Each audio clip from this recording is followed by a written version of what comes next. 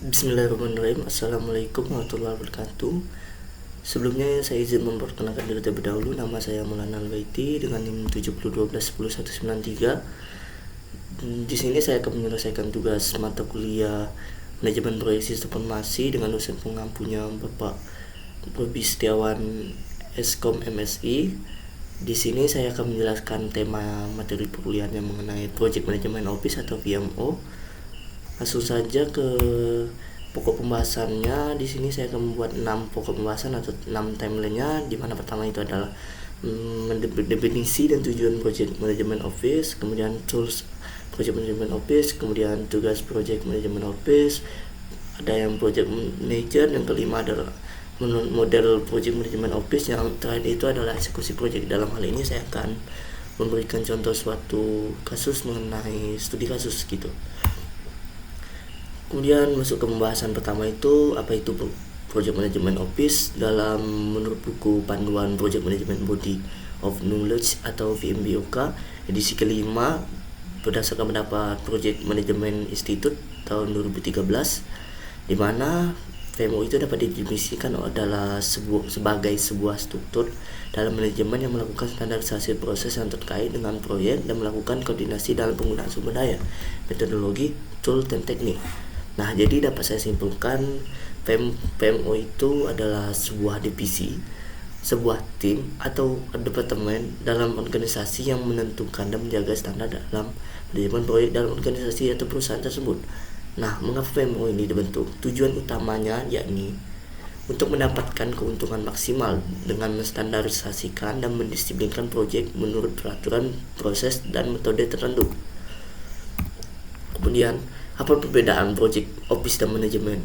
Dalam hal ini, perbedaan antara PMO daripada kebanyakan manajemen umumnya itu dapat dilihat dari lamanya waktu mereka beroperasi. Nah, kalau PMO ini dibentuk ketika perusahaan itu berencana melaksanakan suatu acara tertentu, lagi tahapan planning. Kemudian manajemen ini pada umumnya itu mencakup aspek yang lebih luas konteksnya gitu, dengan waktu yang tidak dapat ditentukan oleh penyelenggara suatu proyek. Kemudian tools atau alat-alat yang digunakan oleh Project Management Office, yakni ketika kita mengelola suatu project itu kita bisa mempermudahnya dengan menggunakan suatu aplikasi project management yang dapat diakses secara online, seperti contohnya dalam ini www.superteam.id situsnya, atau tools yang menurut saya bisa dipakai sejak project itu launching atau dimulai kick off-nya dalam konteks bidang teknologi informasi, yakni pertama itu adalah Microsoft Project, di mana untuk membuat dan melacak actual plan ataupun dan lain-lainnya. Kemudian Microsoft Excel untuk membuat berbagai spreadsheet yang dipergunakan dalam suatu project. Kemudian yang ketiga adalah Microsoft PowerPoint untuk membuat presentasi, baik presentasi dengan tim project, klien maupun stakeholder yang lainnya. Kemudian Oracle Team dan Labor. Aplikasi ini biasa digunakan untuk aplikasi self-service untuk memasukkan dan memproses timesheet dari anggota tim project. Yang kelima itu ada Oracle E-Expense, atau biasanya aplikasi self-service ini digunakan untuk memasukkan dan memproses klaim pengeluaran dari anggota tim project gitu.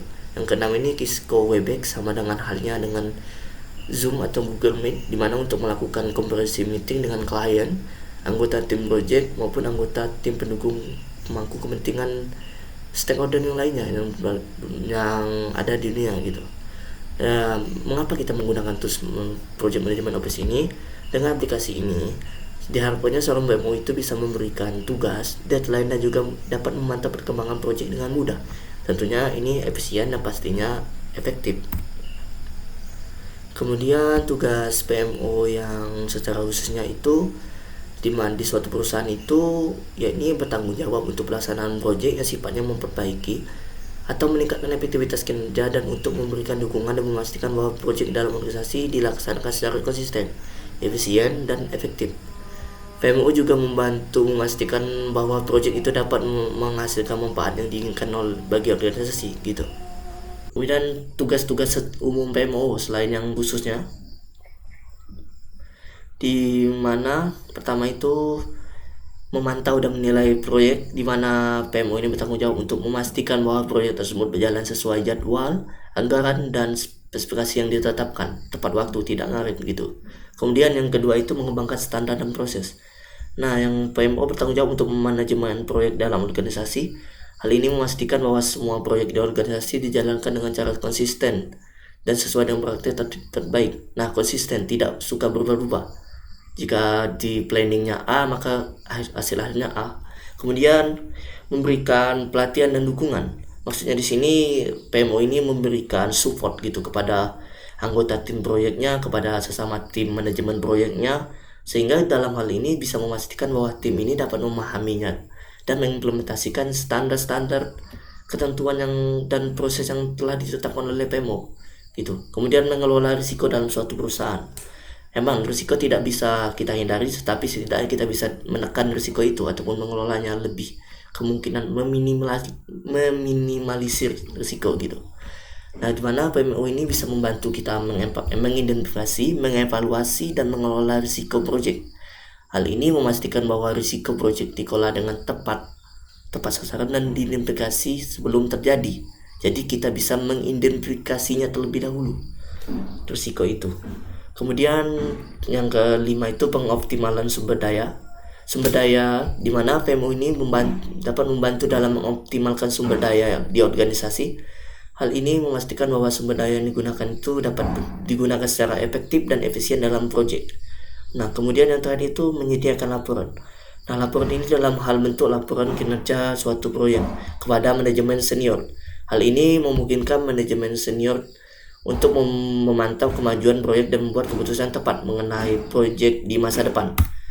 Kemudian mengenai cara simpel mendefinisikan PMO. Misalnya di suatu perusahaan itu saya anggap saja sini saya Maulana Albaitis bertugas sebagai PMO. Kemudian ada ownernya, pemilik perusahaan atau bos besarnya gitu, namanya Ibu Mega Ayunda Putri. Nah, misalnya di suatu case atau kasus, misalnya si Ibu Mega bertanya kepada saya, "Kamu PMO?" "Iya." "Oke, di sini Ibu memberikan kamu sebuah proyek nih, tolong dibantu ya." "Oh, baik Bu, itu mengenai proyeknya seperti apa gitu?" Bisa bikinkan aplikasi bikinkan di perusahaan saya ini suatu aplikasi dengan aplikasi penjualan dengan konsep end to end. Nah, misalnya mulai dari penerimaan konsumen, pembayaran, semuanya sampai dengan komplain konsumen itu. Nah, oke, sepertinya bisa dilaksanakan Bu. Kalau bisa costnya ya nak di seminim mungkin. Terkait masalah cost itu Bu, kayaknya saya harus bisa bekerja sama. Saya lebih bertanya lagi kepada perusahaan yang atau kepada tim project saya Bu.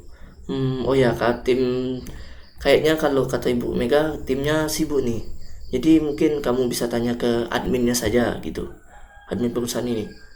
Sepertinya kalau mengenai dengan admin itu saya agak kesulitan Bu dalam berhubungannya, komunikasinya, apalagi mengenai kompetitor dalam perusahaan ini Bu. Nah, kata Ibu Mega, berhubungan kompetitor kita ini sudah one step di depan kita, di depan perusahaan kita. Nah, kita harus mengejar target nih. Jadi sebaiknya dalam waktu 2 bulan ini aplikasi itu bisa launching atau udah uji coba gitu. Jadi saya oke Bu. Nah, mendengar jawaban ini, maka Ibu Mega langsung otomatis bilang ke saya, "Nih saya kasih papan triplek, paku dan selotip untuk bahan dasar aplikasinya." Nah, otomatis saya berpikir ke depannya, untuk apa bahan ini? Apa untuk membuat bangunan? Padahal ini untuk aplikasi. Nah, disinilah tugas PMO untuk sebagai pemimpin suatu proyek dalam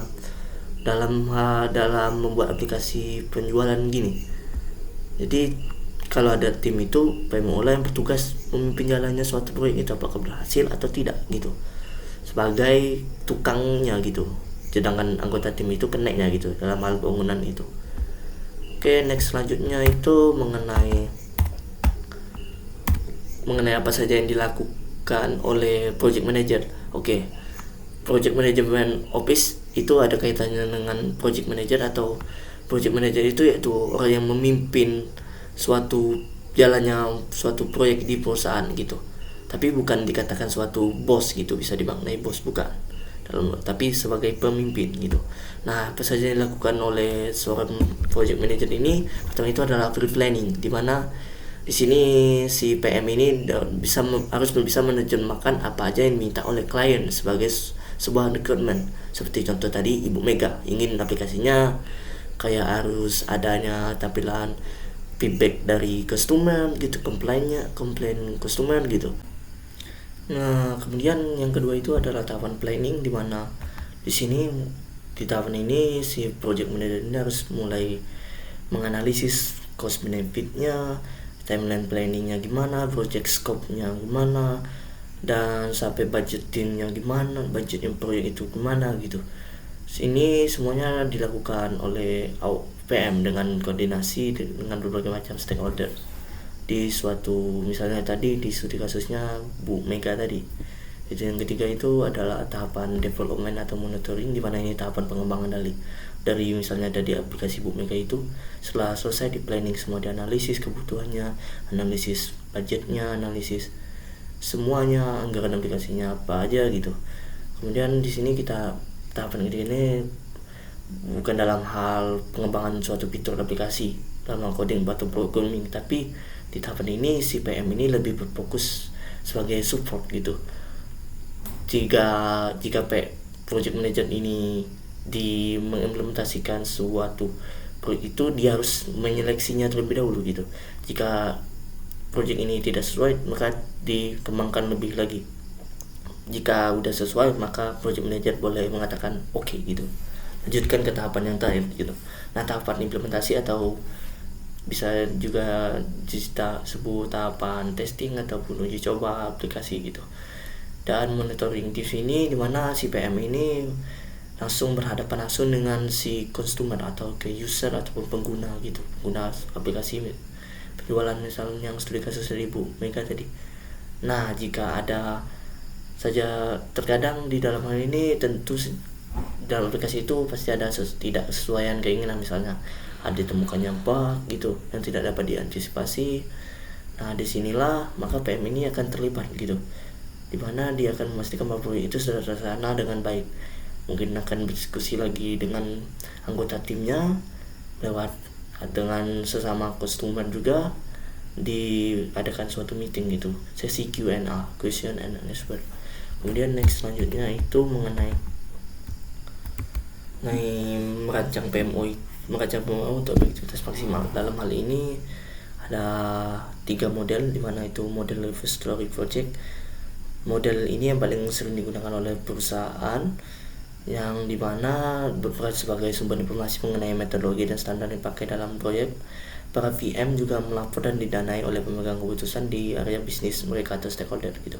Kedua itu model Project Coach, di mana model ini mengasumsikan kesediaan untuk berbagai faktor manajemen proyek antar fungsi bisnis, dan PMO di sini juga sebagai koordinator untuk memudahkan komunikasi gitu sesama anggota tim juga, dan bertanggung jawab terhadap suatu proyek gitu. Kemudian yang model terakhir itu PMO Enterprise, di mana dalam hal ini model seperti ini mengasumsikan dalam pengolahan proses yang melibatkan PMO dalam semua proyeknya.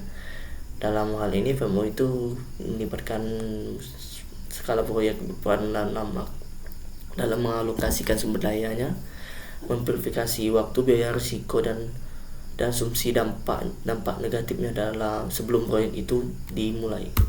Kemudian saya akan tahapan yang tadi itu studi kasus lagi. Contoh yang lainnya itu misalnya saya ditugaskan menjadi PMO lomba. Bagaimana cara seorang project manajemen office bisa memastikan bahwa proyek yang saya lakukan ini, yang saya dapatkan ini mampu mencapai target 1 juta pengguna dari segmen mahasiswa gitu. Nah, yang saya lakukan itu market analysis atau menganalisis pemasarannya, mana mahasiswa itu ada terdiri dari wanita dan laki-laki. Saya mengasumsikan bahwa 55% cowok dan 45% perempuan, dan range umurnya itu sekitaran 19-23 itu 75%, sedangkan 24-27 itu 25% gitu. Dan berbagai jurusan perkuliahan seperti manajemen, hukum, akuntansi, dan teknik mesin, teknik metrika, dan lain-lainnya.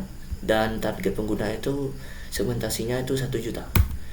Jadi bagaimana cara saya untuk mendapatkannya atau solusinya itu, pertama itu saya pahami dasar project ini apa. Kalau sudah saya memahaminya, maka kita akan tahu purpose dari project tersebut apa. Itulah saya sampaikan kepada mahasiswa. Mereka pasti akan mau menjadi pengguna apabila tahu purpose untuk mereka, tujuan project ini bagi dia apa, manfaatnya itu apa gitu. Itu maintain project standar, dimana agar project ini dapat memenuhi ekspektasi pengguna mahasiswa ini. Sebagai PMO, saya akan harus mengidentifikasi mahasiswa seperti apa yang menjadi target saya, memanage dan memahami bahwa di antara 1 juta mahasiswa tersebut pasti tidak semua yang puas dengan hasil project saya.